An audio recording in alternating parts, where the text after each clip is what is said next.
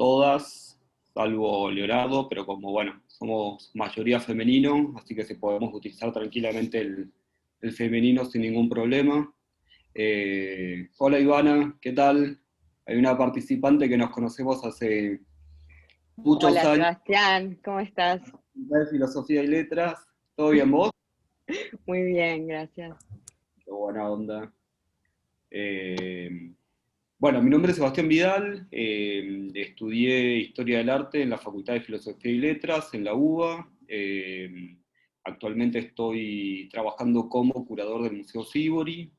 Eh, Quiero agradecer mucho a, bueno, a Luciana y al Museo MACBA por haberme invitado y aceptar estas propuestas de cursos.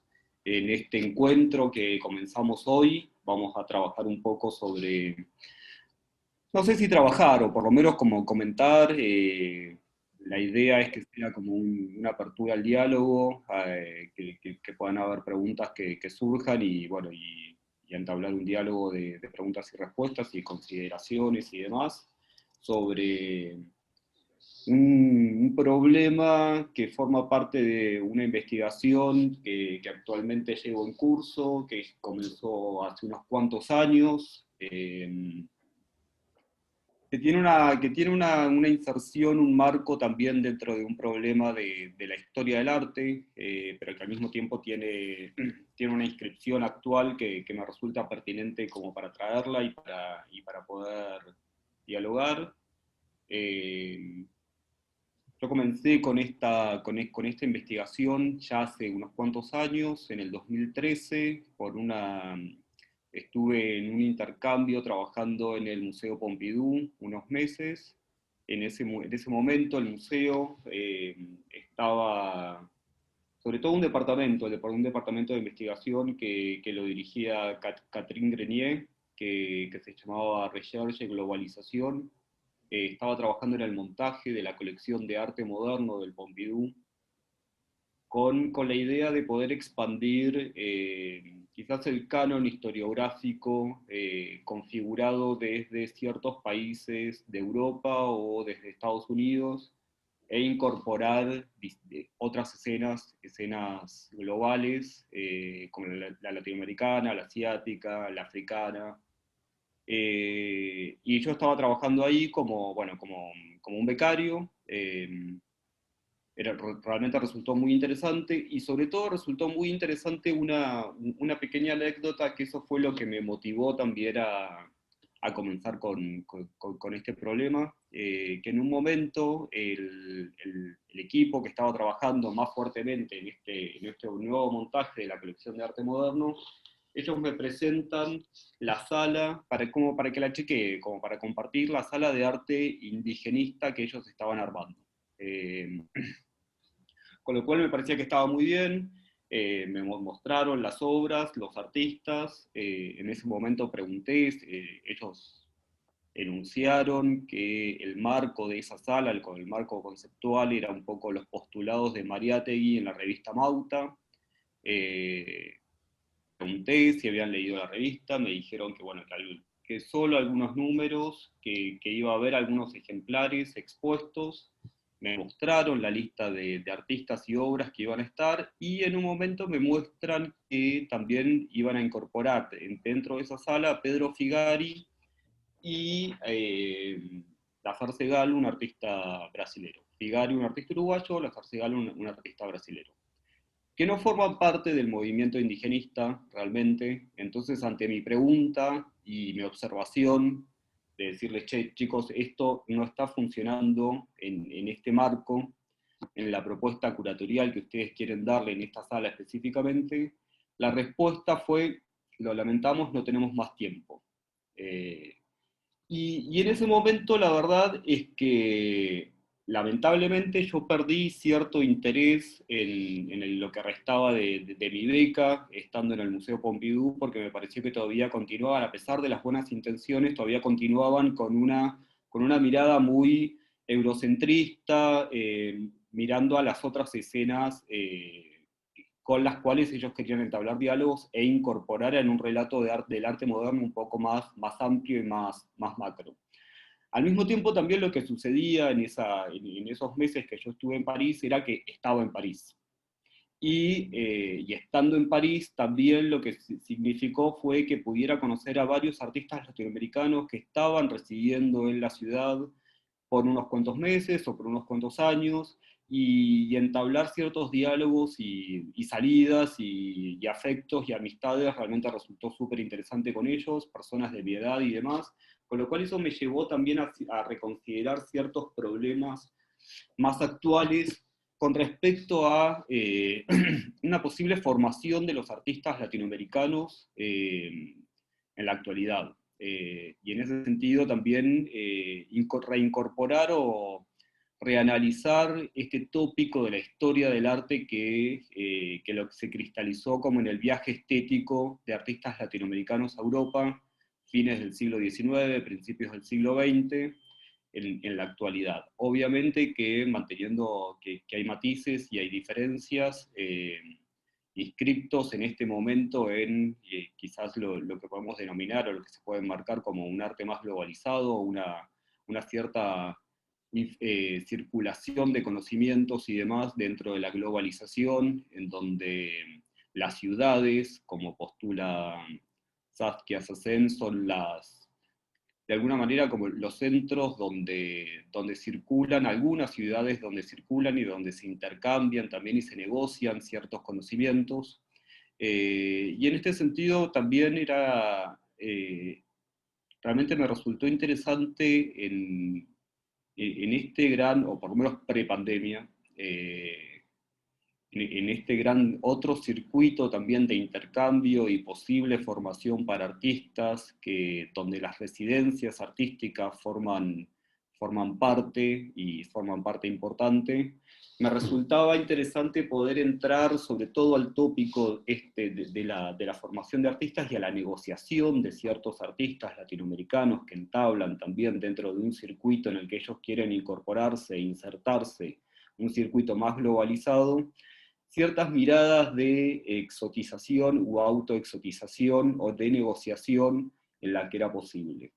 Entonces, en ese sentido también fui, de alguna manera, cercando mi problema y mi investigación y fui focalizando en aquellos artistas latinoamericanos de mediana edad y de mediana carrera, nacidos en la década del 70, principios de la década del 80, que antes tuvieron una primera formación en sus países de origen y que después por diversos motivos, por los que fueran, decidieron moverse, decidieron trasladarse, entablar un viaje a otro continente, al continente europeo, entendiendo siempre que Europa al mismo tiempo también es una abstracción para nosotros como latinoamericanos, que finalmente es como, ¿qué es Europa? Y Europa muchas veces dentro de un circuito o cierta fantasía nuestra, también Europa puede llegar a ser, no es todo el continente, sino que son básicamente algunas ciudades, particularmente algunas ciudades, y no todas. Y aquí es donde yo también reparé en estos artistas que quizás llegaron a Europa o se insertaron en un circuito europeo, no necesariamente desde el lugar de las residencias o asistiendo a residencias, sino yendo a realizar ciertos programas académicos más amplios, digo más amplios en términos, primero en términos de duración, en los que estos programas son estructurados a partir de la situación de artistas en distintas ciudades, pero que están por más de un año o por más, o en algunos casos 2 años. Programas que al mismo tiempo también son elaborados con ciertos sistemas epistemológicos y didácticos y demás, desde Europa, desde estas ciertas ciudades europeas que pueden llegar a ser Ámsterdam, puede ser Berlín, puede ser París, puede ser Madrid, puede ser Londres también, ciudades importantes dentro de una escena globalizada del arte. Y en esta situación lo que realmente me resultaba interesante y lo que empecé a ver también, y ahí es donde fui reparando, es este lugar de la negociación que estos artistas están entablando con una mirada extranjera hacia ellos y hacia su producción. Eh, Hay algo del poder estar en otro país, en otro continente, extranjero para un artista latinoamericano, siendo extranjero también en ese país donde no se habla, donde uno no está hablando su lengua materna, su primera lengua, sino que hay algo de una traducción también, de una negociación lingüística que está operando constantemente, en la que yo veo que hay estrategias también de artistas en los que hay un diálogo y hay un reenvío constante sobre ciertos problemas que de alguna manera quizás podrían ser huellas de una primera formación con respecto a la constitución, por ejemplo, de dinámicas propias de sus países de orígenes, que son traducidas y que son negociadas también con la mirada extranjera. Que hay algo, un filo muy interesante en la que estas prácticas no están cayendo en la autoexotización para la mirada extranjera, que de repente la mirada extranjera podría llegar a demandar: ok, este es un artista peruano, por ejemplo. Me gustaría ver de esta producción de un artista peruano ciertos conflictos, por ejemplo, ciertos conflictos de la políticas, de la historia sociopolítica de Perú con respecto a Sendero Luminoso o el MRTA, etcétera. Sino como que estos artistas están entablando otro diálogo, que no están cayendo en esa autoexotización, sino que están buscando ciertas otras dinámicas en las que se entablan claramente negociaciones, en las que claramente también están utilizando un lenguaje del arte, una formalización globalizada. Digo, en ese sentido quizás hay algo un poco del neoconceptualismo actual, que ellos están utilizando ciertos recursos, pero que no están cayendo nuevamente en estos lugares de, bueno, claramente soy un artista sudamericano y me estoy autoexotizando para que la mirada extranjera pueda digerir mejor los problemas que yo estoy trabajando. Sino que en este sentido, y ahí vamos a ver como una primera experiencia que pude realizar, eh, sino que ellos están trabajando con otras dinámicas que realmente resultan interesantes. Pueden ver el PowerPoint, ¿cierto? Sí, sí, se ve perfecto. Buenísimo. En este caso, por ejemplo, en el 2014, obtuve afortunadamente una beca Jumex para participar de un pequeño congreso de formación también de curadores jóvenes que lo organiza el ICI. Esta era la segunda oportunidad que el ICI, que es un organismo sin fines de lucro radicado en Nueva York, que saca convocatorias una, dos o tres veces al año para distintos curadores del mundo y encontrarse en un país, tener distintas tutorías con curadores seniors o con curadores con mayor experiencia y más formados, y que uno presenta sus proyectos, sus problemas, y ahí hay un intercambio de formación de alguna manera. En este caso se realizó en el 2014, se realizó en México, en la Ciudad de México, en el Museo Jumex, y teníamos como ciertos formadores la teníamos a Magalí Arriola, estaba Borja Villel también, estaba Inés Katzenstein, Juan Gaitán, Patrick Charpenel y demás, y yo pude presentar por primera vez este problema de alguna manera, esta investigación en curso. Al año siguiente, cuando Arteba convoca al tercer premio de curadores jóvenes, yo me presenté con una propuesta que se llamó Europa, que fue la primera, de alguna manera. En el encuentro de hoy les quiero mostrar dos casos realmente en los que pude concretar esta investigación y que los tomo como un capítulo 1, como distintos capítulos de una investigación en curso que se va a ir ampliando.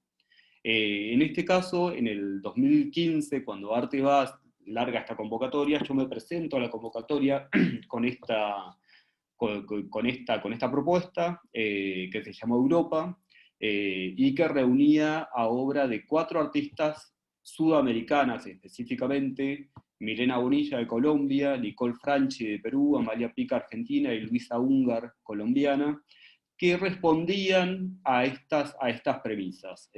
Artistas sudamericanas que habían, de alguna manera, en algún momento, tomado la decisión de viajar al viejo continente, de plantear, de alguna manera, momentáneamente, un cierto exilio desde sus países de orígenes, y que se entablaba como ciertas instancias de negociación. Cuando digo también instancias de negociación y este recorte temporal que prefiero tomar, en el que ya hay muchos meses involucrados, en los que hay más de un año también, en donde la circulación por otros países, por distintos países, se hace más fluido, tiene que ver con algo que seguramente lo hemos experimentado todos, o la gran mayoría, que es que cuando uno está en otro país, realmente muchas veces las preguntas acerca de su propia identidad, de cuáles son las instancias de sus países de orígenes y demás, se empiezan a activar. Y en este sentido se empiezan a activar también, no solamente porque uno está en un país distinto, sino también porque muchas veces uno tiene que dar explicaciones también sobre no es explicaciones, es como contar o informar acerca de qué es su país.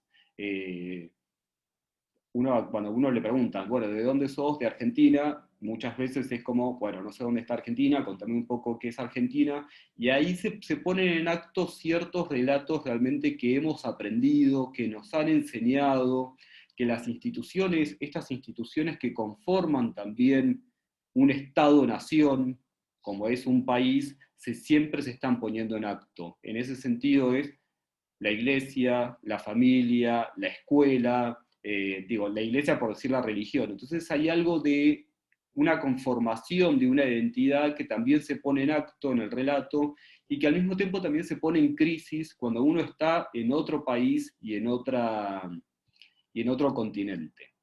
En este sentido, este primer capítulo de la exposición, que se llamó Europa, diagramaba un poco sobre estos problemas, pero al mismo tiempo y más específicamente diagramaba sobre la representación del paisaje europeo por artistas mujeres sudamericanas. Y en este caso me interesaba dar vuelta un problema que históricamente Europa siempre miró al paisaje o a la naturaleza latinoamericana con unos fines muy específicos. Entonces, si desde el siglo XVII, mediante ciertas expediciones exploratorias lanzadas desde Europa hacia Latinoamérica, para poder capturar, para poder representar una naturaleza latinoamericana, desde sus múltiples lugares, pero al mismo tiempo con un fin colonial, en los términos de poder delimitar, poder ver, poder describir una cierta naturaleza, con un fin de explotación también económico, me resultaba muy interesante llevarlo e invertir en estas dinámicas y en estos diagramas que yo veo que estas artistas, específicamente estas 4 artistas mujeres, realizan sobre el arte europeo y sobre el paisaje europeo específicamente. Entonces me resultaba muy interesante dar vuelta a esa mirada. Esta fue una primera resolución de lo que fue el premio, un premio que te daban un espacio específico, que te daban un presupuesto, que resultaba un presupuesto bastante bueno. Con el presupuesto no llegué a alcanzar todo lo que quería, pero bueno, resultaba interesante, y una primera disposición en sala, como para poder ver en el espacio, más que nada, que una de las primeras obras era esta, de Amalia Pica, que se llama Vista Construida, y en realidad lo que ella está haciendo es un registro de una performance que ella realizó en Alemania, y es algo que es muy sencillo y es muy simple, pero que al mismo tiempo es muy potente. Esta performance consistía en que ella iba con un marco, con un recuadro, y en realidad lo que estaba haciendo era enmarcaba cierta parte de la naturaleza. Y como bien sabemos, el paisaje, el género paisaje, lo que está haciendo está demarcando, está delimitando esto lo que denominamos como naturaleza. Entonces, en ese sentido, ella lo que estaba haciendo era justamente esta operación, es enmarcar una naturaleza europea para configurarla como un paisaje y desde ese lugar apropiársela. Entonces había una mirada sudamericana, una mirada de una artista, mujer también, que estaba entablando, que estaba entrando en ese diálogo de la construcción de un paisaje europeo, con todo lo que significa, con todo lo que significa esto, de alguna manera casi como de insubordinación, de alguna manera. Digo, como la mirada latinoamericana está enmarcando un paisaje europeo cuando históricamente siempre fue al revés. Y hay algo de la resolución también, seguramente acá no se puede llegar a ver bien, pero este cuadrado, lo que sabemos también, el cuadrado no forma parte de la naturaleza, no es una figura que forma parte de la naturaleza, sino que es una figura construida por el hombre. Este cuadrado, que al mismo tiempo es marco, que al mismo tiempo es ventana y que al mismo tiempo es vista, que está recortando también otro gran concepto que es la naturaleza para convertirlo en un paisaje y para poder posar sobre este paisaje una mirada estética y al mismo tiempo una mirada que captura la naturaleza, se está replicando en cada una de estas. Esta es una gran fotografía de unos 3 metros, pero que está conformada por distintos cuadrados. No sé si se llega a ver acá, por ejemplo, ¿logran ver mi cursor? El cursor que lo estoy moviendo. Acá se ve una línea que son todos, esto se imprime sobre papel diario y son todos cuadrados que se van armando este paisaje. Son todos detalles que van armando un gran paisaje. Por eso es una vista construida.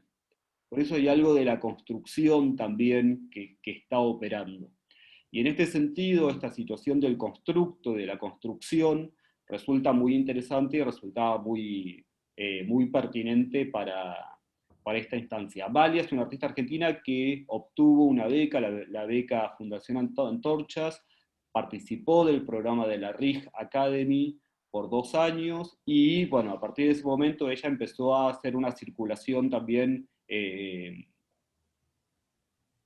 más globalizada de alguna manera. Ella cuando termina ese programa decide quedarse a vivir en Europa, se instala en Londres y a partir de ese momento ella sigue trabajando en estos circuitos. Esta otra obra de Luisa Ungar, que es Europa sostenida por África y América, es una obra que está basada también en un grabado de William Blake del siglo XVIII, de fines del siglo XVIII, en la que ella,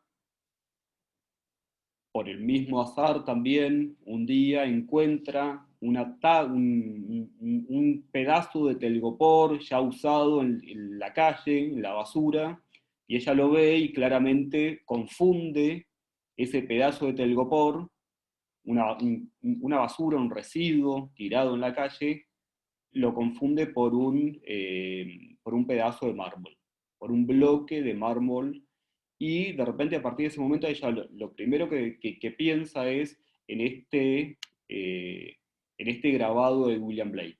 Europa sostenida por África y América. Con lo cual lo lleva también a una exposición y a partir de eso hace una obra.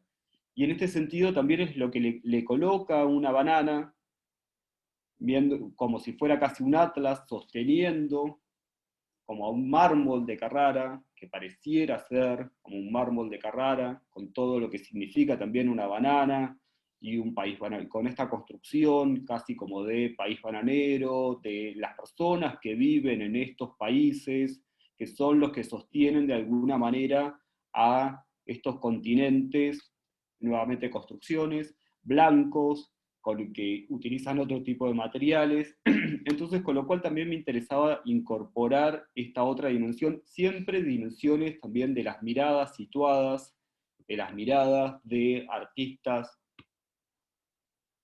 sudamericanas en otros continentes, en este caso europeo, pero que están trabajando también con estas propias tensiones de las historias entre Europa y América Latina, entre un país, por ejemplo Colombia, con Europa, con estas construcciones también de lo que siempre se nos ha enseñado también de qué es el arte, por ejemplo. El arte es un concepto configurado, declamado, historizado, redactado en ciertos lugares, en ciertos países que tienen sus propias disciplinas, como puede ser la historia del arte, que la estudiamos, que la queremos, que nos las apropiamos, por supuesto, que nos apropiamos también de estos conceptos, los hacemos nuestros, pero que al mismo tiempo también estas obras lo que están haciendo es como incorporar ciertas dimensiones también de la criticalidad. La criticalidad en términos de humor también, la criticalidad también en términos de poder trabajar con estos conceptos como por ejemplo de las formas.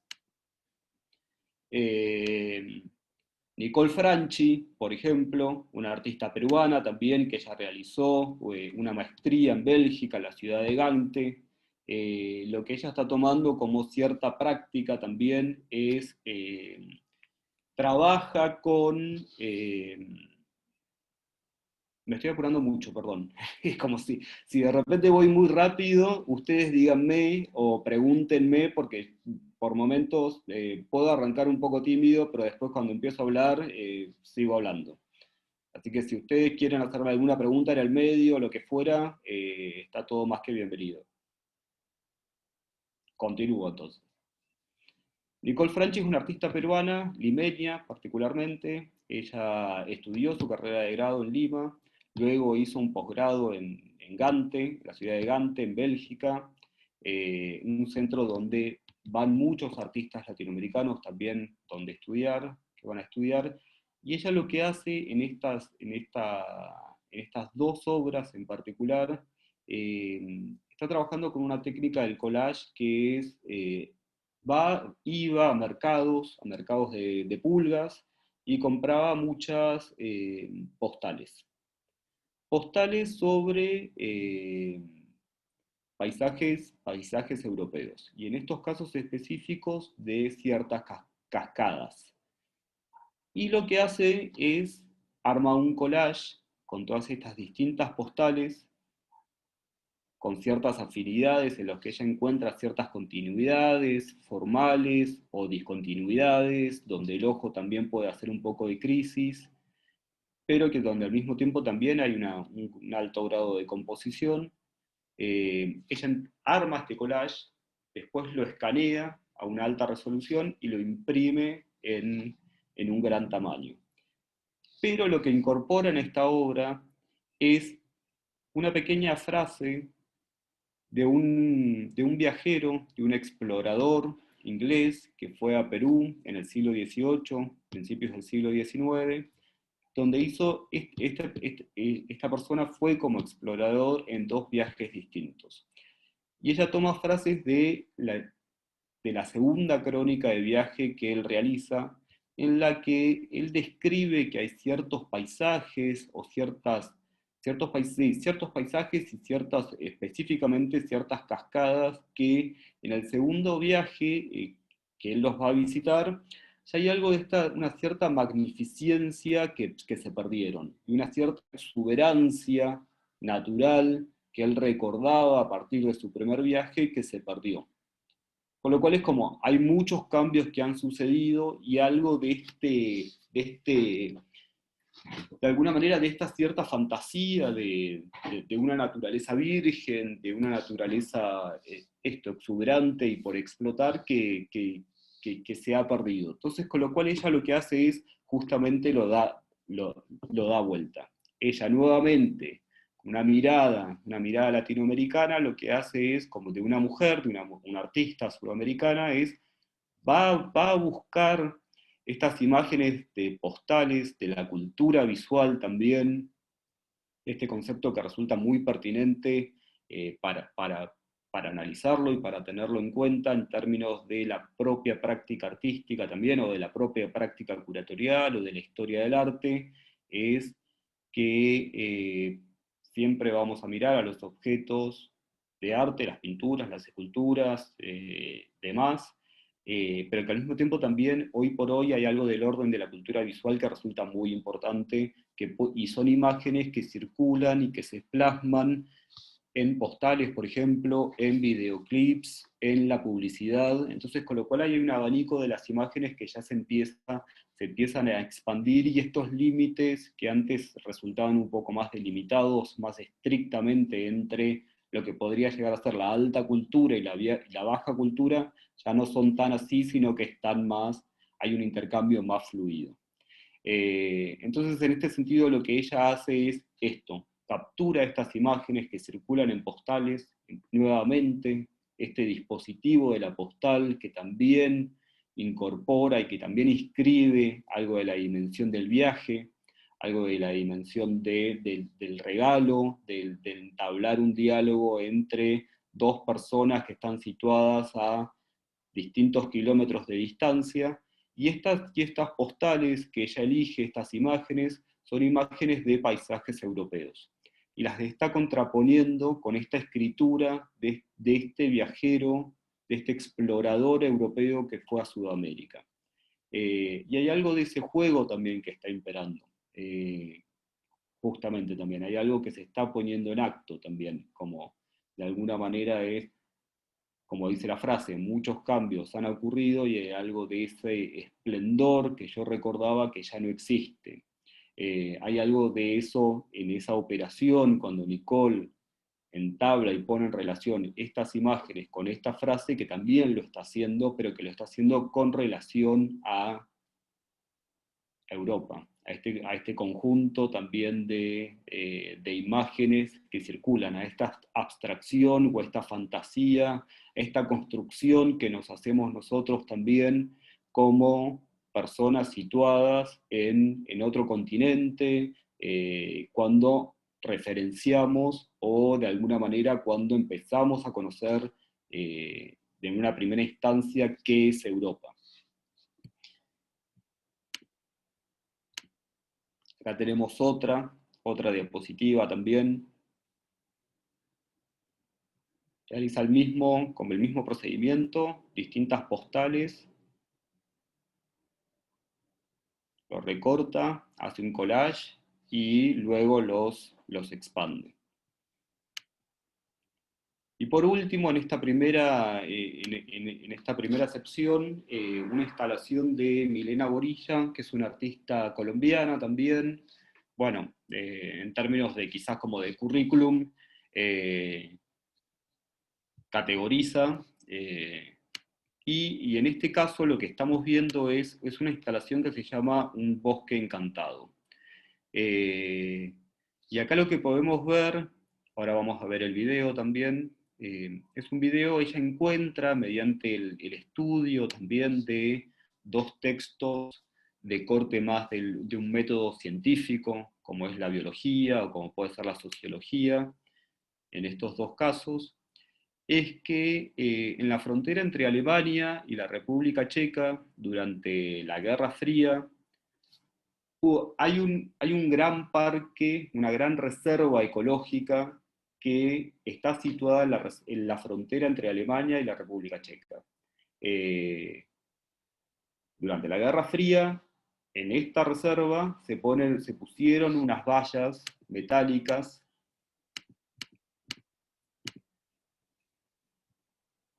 justamente para evitar los movimientos de personas, para evitar estas migraciones también, en este marco de una guerra política o de una tensión política. Con lo que ella está diagramando es también con estos estudios de la sociología y de la biología, sobre todo de la biología, que encuentran que en esta reserva habitan unos ciervos rojos que modificaron sus comportamientos, que ya es casi como genéticamente sus comportamientos están modificados. Hoy por hoy, en esta gran reserva natural, a pesar de que no hay una frontera delimitada por el humano, estos animales no cruzan de país a país, porque ya el comportamiento se modificó y lo fueron transmitiendo de alguna manera genéticamente, que hay algo que se está entablando, algo del miedo, que ellos no logran cruzar, el que está en la República Checa no logra cruzar a Alemania porque cuando antes se hacía había un alambrado electrificado que provocaba la muerte. Y al mismo tiempo lo que ella ve, también por otro estudio, por el estudio sociológico, es que en la primavera, también en la primavera checa, en este mismo parque se reunían un grupo de intelectuales anarquistas para trabajar, para pensar, para hacer asambleas entre ellos. Entonces, con lo cual entra en dinámica ciertos comportamientos de lo humano y de lo animal en un límite, en un territorio configurado también políticamente y configurado también ideológicamente. En este caso se pone muy de manifiesto también esta frontera. Acá lo que podemos ver es en esta imagen, este lado es Alemania, este lado es la República Checa, y cómo esta frontera, de alguna manera, por ciertos intereses, nuevamente de historia, ideologizados, están comportando, valga la redundancia, comportamientos distintos en el mundo animal y entre las personas. Estos dos son las dos tapas de los libros con los que ella trabajaba. Les quiero mostrar, permítanme, el video de...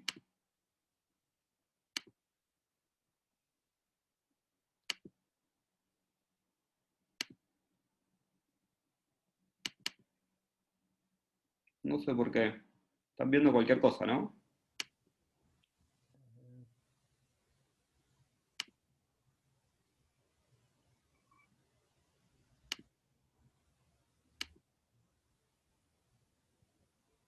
Acá.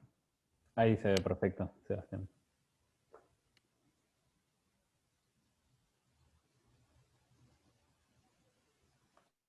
No lo vamos a ver entero o como quieran, porque es un...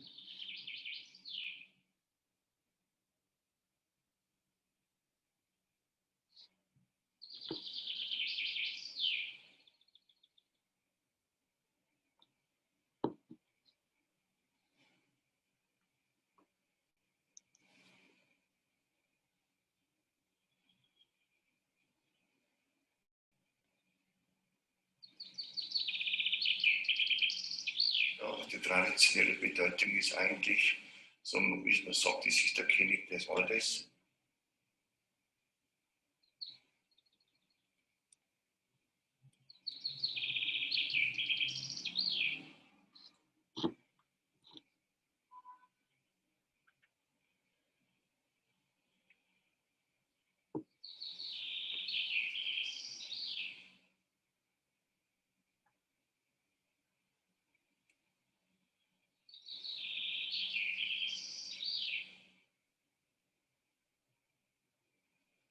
For us, it was very geheimnisvoll, mysterious to go inside. And we were very interested what's in this area. And so we always thought, oh, we listen to the crying of the reindeers, and it's because we were allowed to go inside.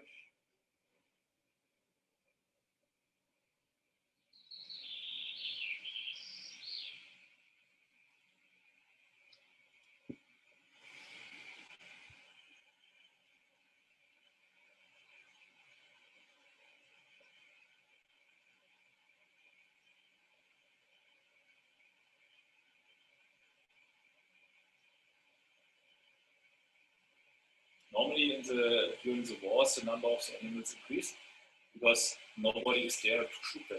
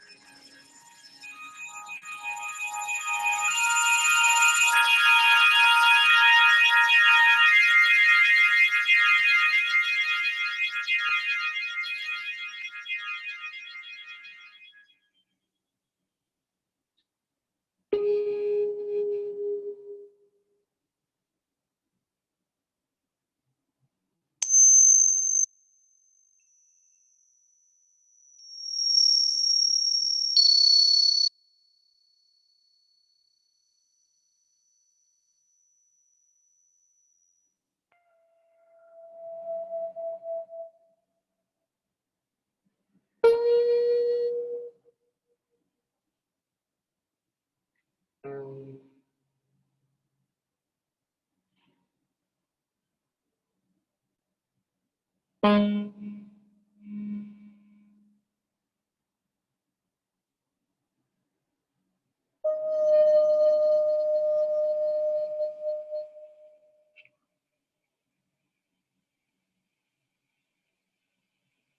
is National Park Bavarian Forest, and this is Shumawa. And this is the Iron Curtain, and this is the National Park's border. And this is called the no man's land. And what actually happened when they were hunting, the deer went in here because they knew nothing could happen to them there. And when they then hunted from the other side, they went in there as well.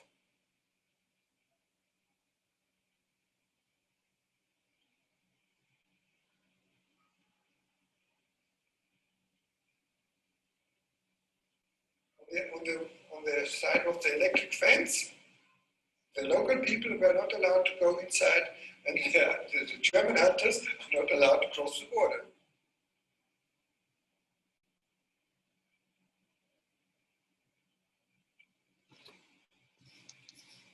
After the war, the Russians built this fence.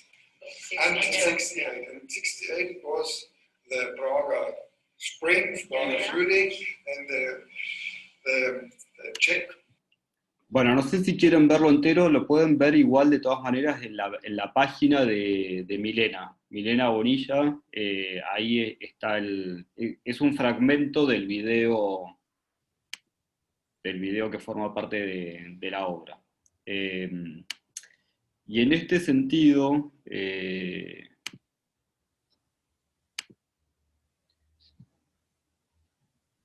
lo que me interesaba también con este primer capítulo de esta investigación también, hay algo que me resulta interesante e importante y que no lo mencioné, es una cierta dimensión quizás de la economía globalizada en la que estamos insertos, que tiene que ver también con el capitalismo cognitivo. Esta situación en la que también en este marco hay algo del artista también que se inserta con ciertas particularidades,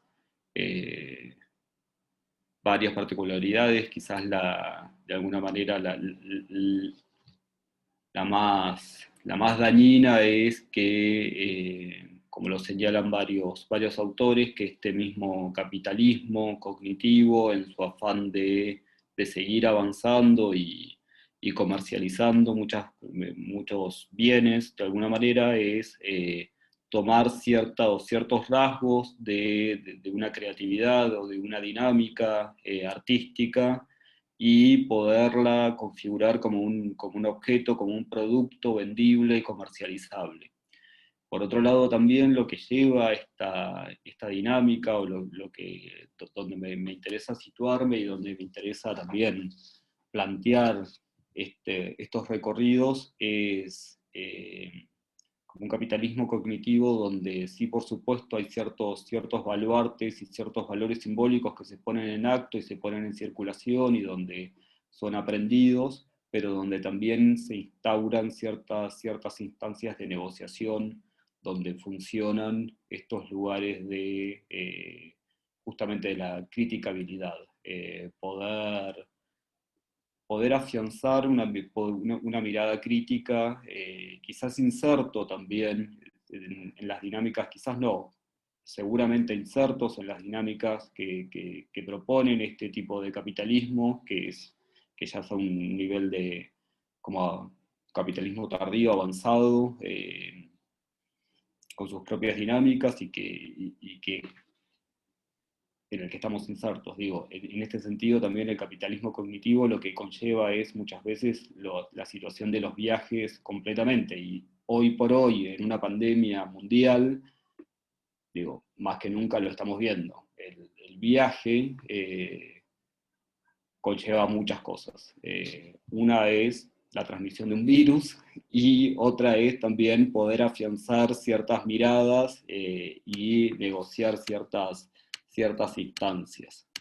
En este sentido, les quiero mostrar también el segundo capítulo de esta investigación, que es una exposición que se llamó Los espíritus relocalizados, que se realizó en la Galería H, acá en Buenos Aires, en el 2017, y que involucró obra de Santiago Contreras Ux, que es un artista boliviano, Juan Duque, un artista colombiano, Patricio Gil Flood, argentino, y Marco Pando, peruano.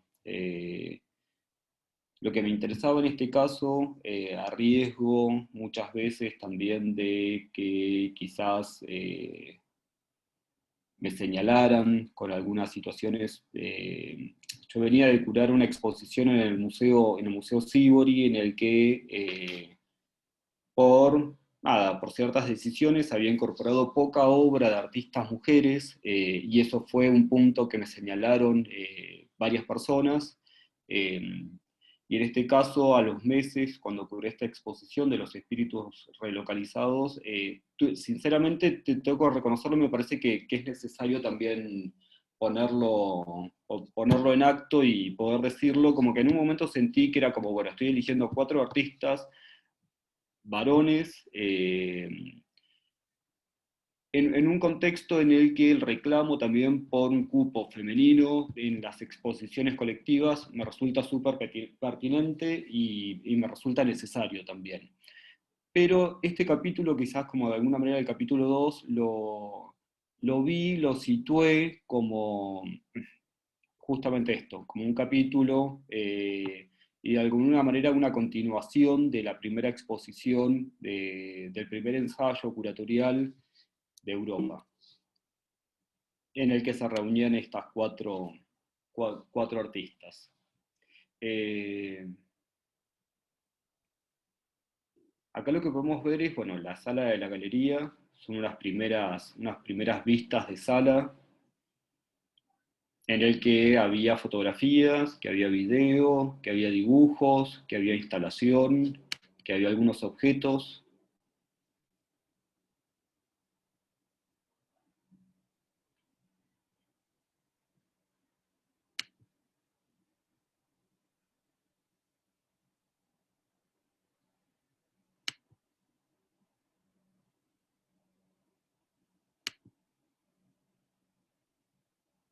Esta primera obra de Patricio Gil Flood, nuevamente es un artista argentino que en este momento está viviendo en Suiza, ya hace unos 3 o 4 años, si mal no recuerdo.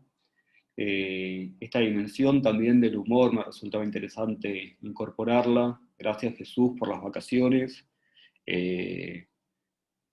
Hay algo del orden también de agradecer por unas vacaciones en las que estaba involucrada no solamente el viaje, sino también el ocio, el tiempo,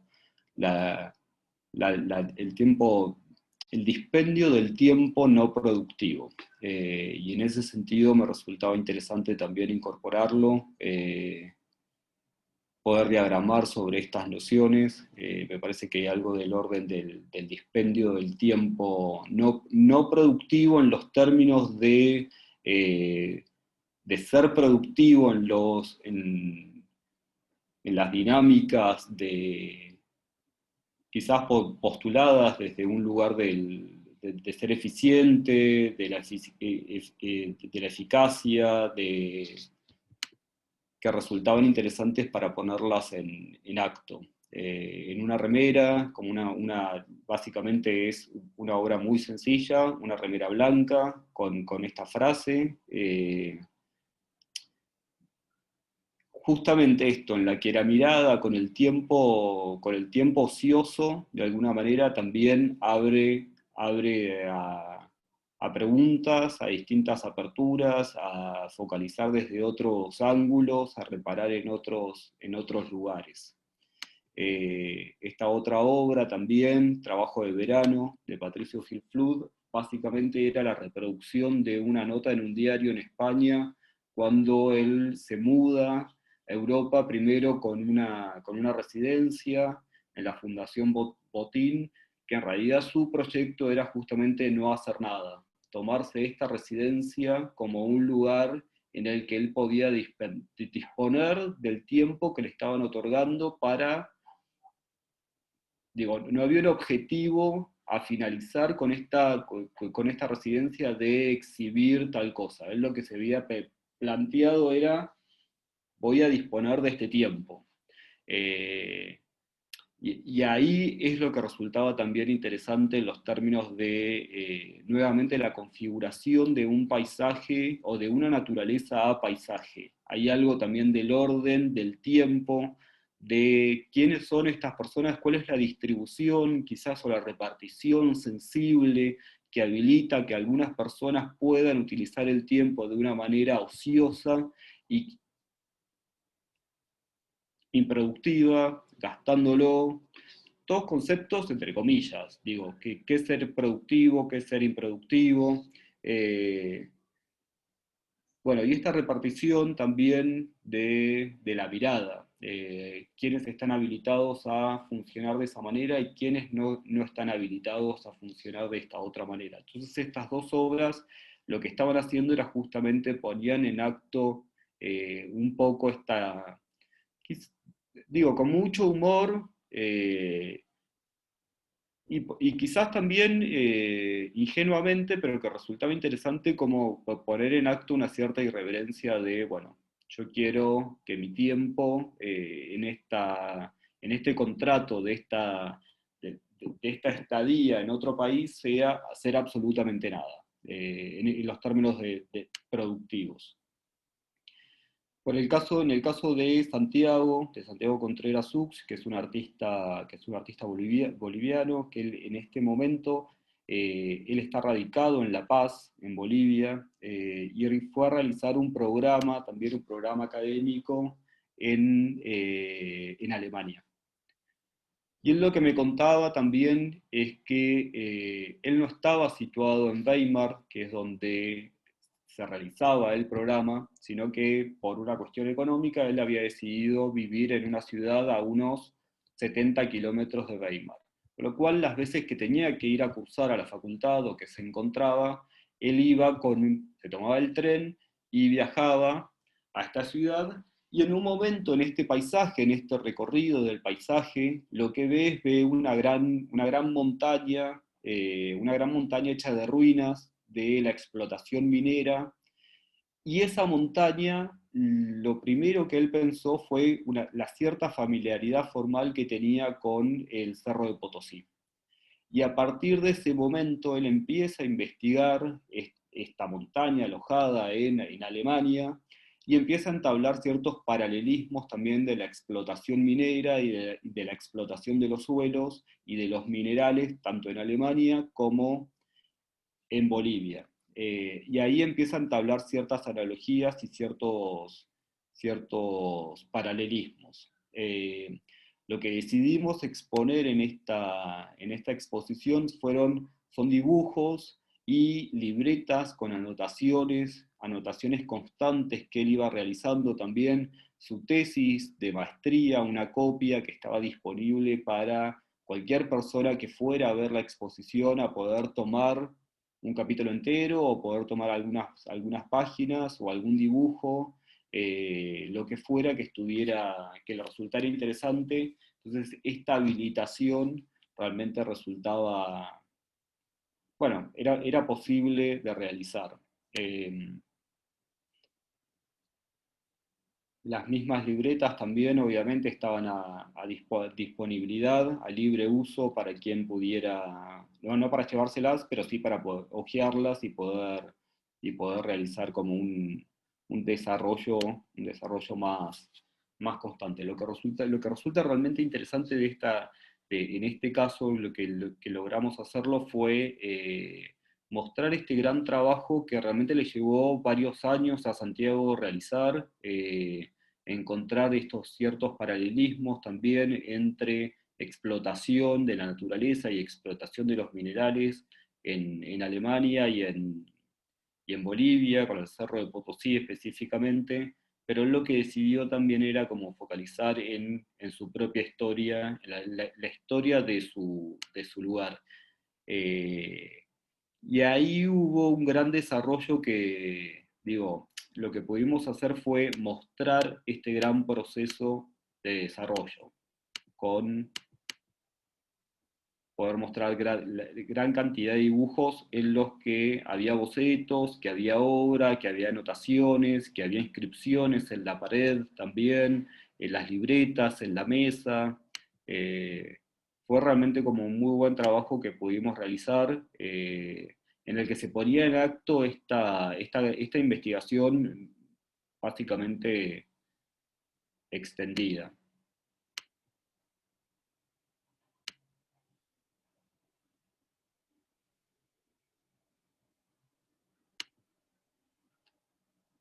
Juan Duque presentó 2 obras, vamos al video.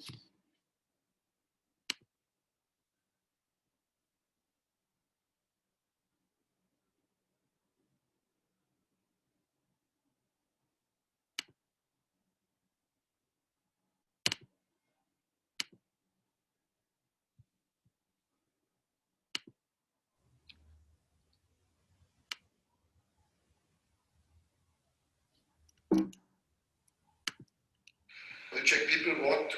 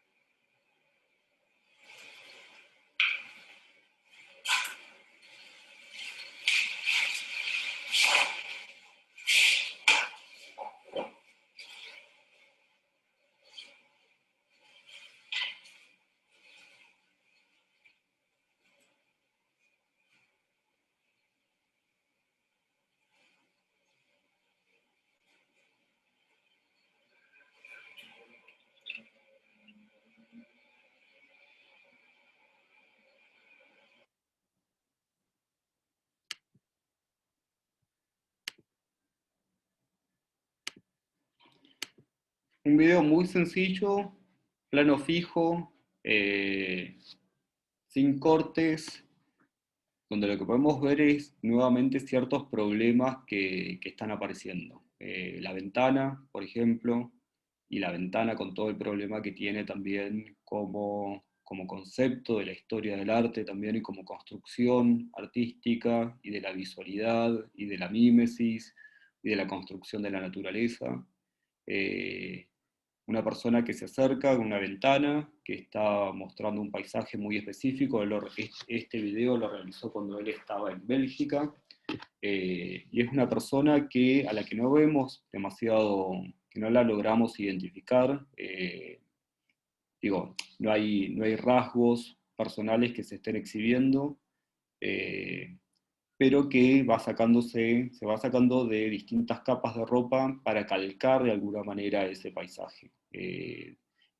Cierta topografía que está viendo, que la va calcando con sus prendas de vestir. Realmente como, bueno, como un nivel como muy sencillo,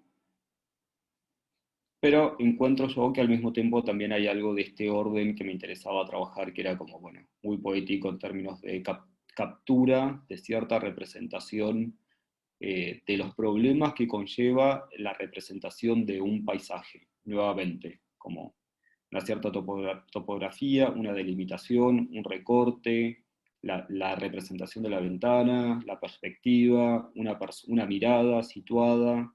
Entonces resultaba realmente interesante para traerla. Y esta otra obra, que se llama El Caminante, es una fotografía, una impresión de sus dedos, haciendo el movimiento del caminante, donde se hablaba también nuevamente los problemas de los viajes, se sintetizaban de los viajes o de las migraciones, donde había algo también en la imagen que evocaba un poco a, uno reconocía, obviamente reconoce unas manos, pero al mismo tiempo también había algo de una cierta figura humana, pero al mismo tiempo también un poco medio animal, había algo del orden de, quizás como de los simios que estaba imperando ahí, que resultaba realmente como una imagen muy potente también como para resituarla en el contexto de la exposición, entablarla en diálogo también con las otras obras. Y Marco Pando, que es un artista peruano que está viviendo en Lima, lo que seleccionó es una obra que se llama Tintín Back to Perú, y en realidad lo que él está haciendo en una de el famoso Tintín, que seguramente todos lo hemos leído, todas lo hemos leído, él lo que hace es toma una de las historietas de Perú, cuando Tintín, el personaje de Tintín va al Imperio del Sol, y lo que hace es replica una a una de las viñetas, y al mismo tiempo también se incorpora. Él se está incorporando como Tintín, ya no es más este personaje belga, sino que él, Marco Pando, un sudamericano, un cholo peruano, se está tomando el lugar de Tintín. Y lo que está haciendo, particularmente cada una de estas viñetas, es como es muy extraño, realmente por momentos es muy agresivo, porque lo que está haciendo es, esta viñeta está poniendo en acto todos los lugares comunes que se pueden o se construyeron en torno a cierta geografía o ciertas regiones latinoamericanas. Yo no sé si vamos a lograr verlo aquí, creo que la próxima diapositiva, que hay algo que es muy agresivo en este caso también, por ejemplo, es como, nada, un cóndor, básicamente. Esto es en la viñeta original. Ellos están caminando por los Andes y de repente él dice, otro cóndor, por favor, el rifle, ¡tuj! Un tiro. Disparan contra el cóndor. Es como, realmente es rarísimo. Es como un nivel de agresión y de violencia muy fuerte que circuló con una historieta mundialmente conocida en la que un personaje belga está yendo a Perú y de repente cuando están caminando por la cordillera ven un cóndor y la primera reacción que hacen es sacar un rifle y dispararle. Entonces, en ese sentido era como resultaba también interesante para traerlo, era como cómo ironizar también sobre estas miradas y estos lugares que miradas y posiciones nos van delimitando sobre ciertas configuraciones naturales y del paisaje. Un poco esto era como la primera instancia del diálogo que me resultaba interesante para incorporar. No sé si quieren que volvamos a sobre alguna imagen o sobre algún concepto, si hay alguna pregunta que quieran realizar, o algún comentario, o discutir sobre algo.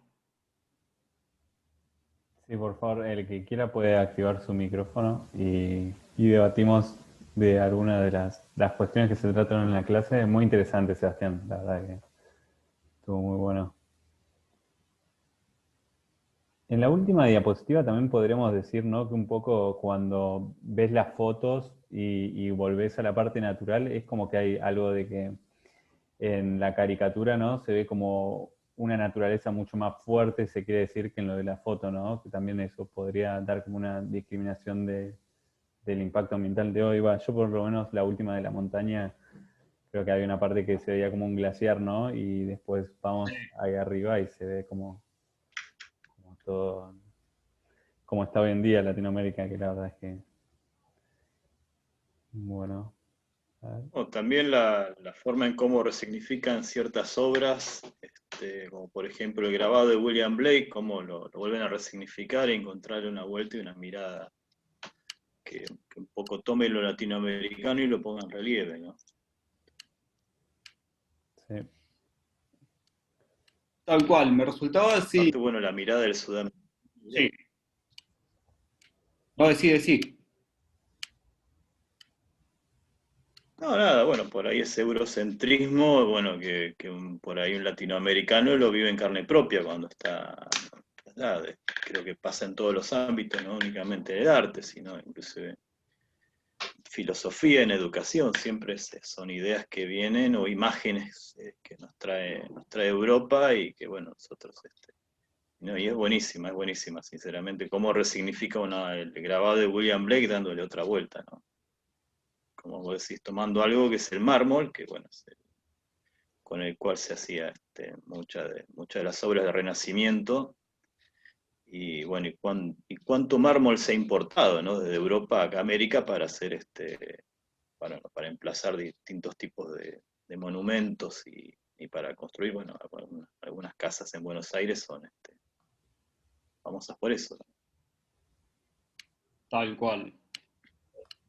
Una pequeña anécdota que cuando, por ejemplo, hicimos la exposición, esto fue bueno, como la reconstrucción, porque claramente no podíamos traerla, pero lo que hicimos fue trabajar con un escenógrafo, y realmente esa dimensión de la ilusión con esta pieza funcionaba de una manera muy asombrosa, porque mucha gente venía, lo que es Arte Va, como ese mar de personas que estamos circulando constantemente, muy bien, por momentos no sabemos por qué ni a dónde estamos yendo, pero que estamos circulando por la feria, y de repente venían y creían, había por lo menos un segundo que estaba funcionando ese grado de la ilusión, porque venían y estaban convencidos de que era una placa de mármol, y la tocaban y constantemente se estaba cayendo, era como tuk, tuk, había que andar levantándola, eh, sí, constantemente. Digo, me parece que hay algo, por lo menos, o también lo que me interesa en estas posiciones es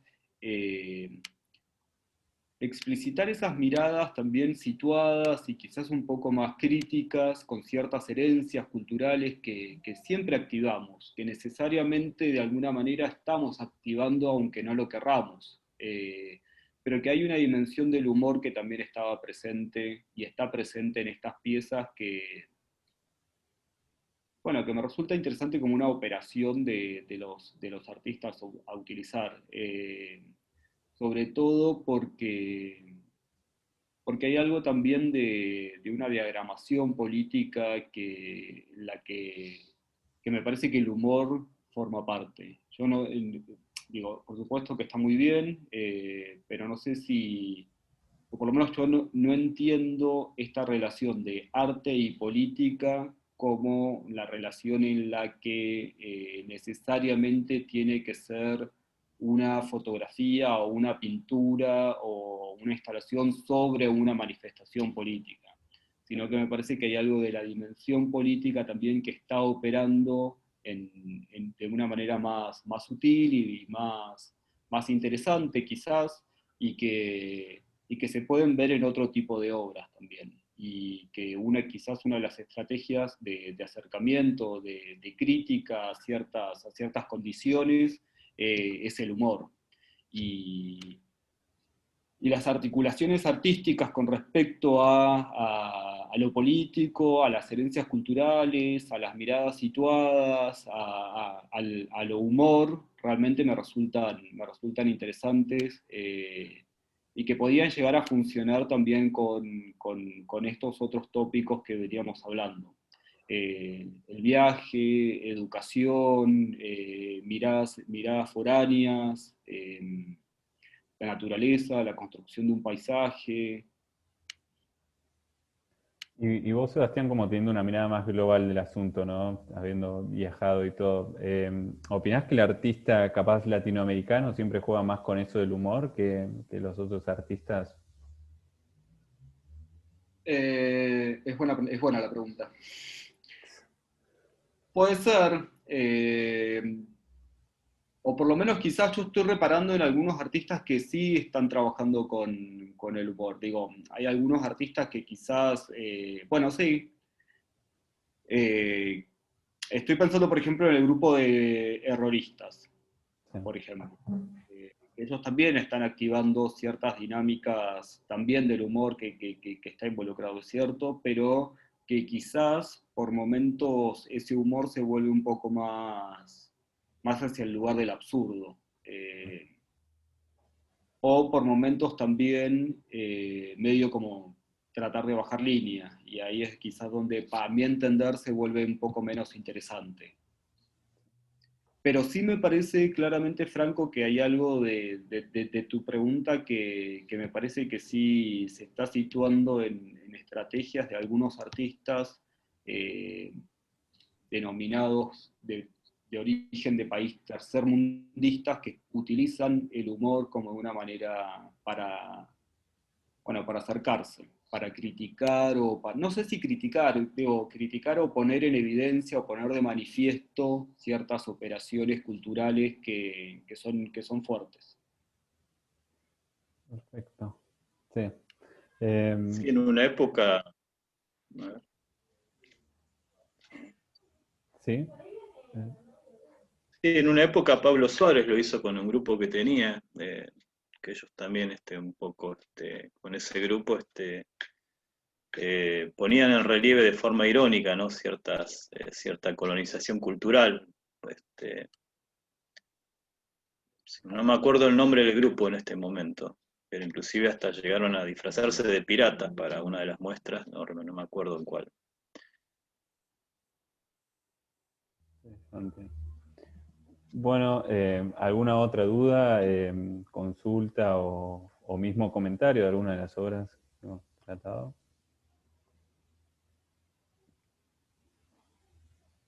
Lo que me decís, y como adelanto quizás también para el encuentro que viene, es porque acá focalizamos más en cierta representación del paisaje o de la naturaleza.